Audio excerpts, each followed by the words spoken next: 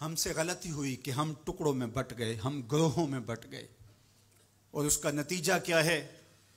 آج پوری امت زخم زخم ہے، پوری امت لہو لہو ہے۔ کہا تمہاری ہوا اکھڑ جائے گی اگر تم نے اللہ کی رسی کو چھوڑ دیا، تم نے رسول کے دامن کو ترک کر دیا، تم گروہی تقسیمات پہ یقین رکھنے لگے، تم نے 1.5 اینٹ کی مسجد کھڑی کر لی، تم تقسیم در تقسیم کے عمل سے گزرتے رہے، تم امت سے فرقوں سے جماعتیں، جماعتوں سے لابیاں، اور لڑکتے لڑکتے تم ٹکڑے ٹکڑے ہو گئے، تم کرچی کرچی ہو گئے۔ وَكَذَلِكَ جَعَلْنَاكُمْ أُمَّةً، ہم نے تو امت بنایا تھا تمہیں، تم نے اپنے آپ کو بانٹ لیا، تم ایک دوسرے کا گریبان نوچنے لگے، تم ایک دوسرے کے جبے پھاڑنے لگے، تم ایک دوسرے کے لیے نفرتوں کے بیج بونے لگے، تمہاری زبانیں انگارے اگلنے لگیں، تم منبر و محراب کے تقدس کو پامال کرنے لگے، تم خواہشات کے غلام بن گئے، تم آرزوؤں کے نوکر بن گئے، تم اپنے نفس کی غلامی میں آ گئے۔ تم تو غلام تھے آمنہ کے لال کے، تم نے کب سے نفس کی غلامی اختیار کر لی، تم کب سے خواہش کے نوکر بن گئے، تم کب سے نفس کے بندے بن گئے۔ تم نے امت بننا ہے، تم نے رسول اللہ کا غلام بننا ہے۔ تمہارا لب و لہجہ بتائے ہم حضور کی امتی ہیں، تمہارا طرز زندگی بتائے تم حضور کی امتی ہو۔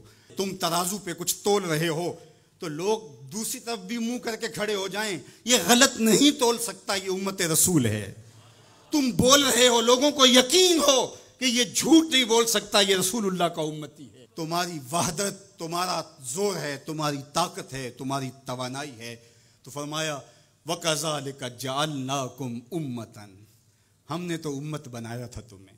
آج حضور کے قلب اطہر پہ کیا گزرتی ہوگی جب شام کی بچیوں کے منہ پہ تماچے مارے جاتے ہیں، جب بغداد میں حضور کی امت خانمہ برباد نظر آتی ہے، جب برما میں آری لے کر کے اعضاء کاٹ دیے جاتے ہیں، دشت لیلہ سے لے کے کندھار تک، غزہ سے لے کے کشمیر تک لاشیں ہی لاشیں بکھری ہوئی نظر آتی ہیں، بستی بستی کریا کریا، صحرا صحرا خون، امت والے امت کا ہے کتنا سستا خون۔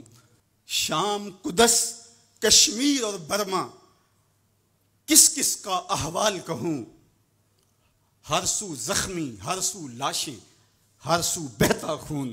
امت والے امت کا ہے کتنا سستا خون۔ آج امت لہو لہو ہے، اس پوری کائنات میں 1 انچ بھی جگہ ایسی نہیں ہے جہاں آتش و آہن برستا ہو اور وہ کفار کی سرزمین ہو۔ جہاں بھی خون بہتا ہے وہ بستی مسلمانوں کی ہے، جہاں لاشیں گرتے ہیں وہ گھر مسلمانوں کا ہے، جہاں عصمتیں لٹتی ہیں وہ خطہ مسلمانوں کا ہے۔ یہ ہمارے گناہوں کی سزا ہے جو ہم کاٹنے پہ مجبور ہیں، اور جب تک ہم امت نہیں بنتے تب تک رسوائیاں ہمارا مقدر ہوں گی۔ قوت عشق سے جب دہر میں اجالا نہیں ہوتا تو پستیوں کو بلندیوں سے بدلنے کا قرینہ آپ نہیں سیکھ سکتے۔ نام محمد کو تھام کر کے، امت کی وحدت کے تصور کو اجاگر کر کے، حضور کا پاکیزہ وجود جو امت کی وحدت کا ضامن ہے، اس سے بے لوث محبت کا رشتہ اور الفت کا ربط جب تک مضبوط نہیں ہوتا تب تک ہم ان مشکلات سے کبھی بھی نہیں نکل سکتے۔ 1000 فلسفے تراش لیں، 1000 منطقیں بگھار لیں، لیکن کوئی نتیجہ نہیں ہوگا۔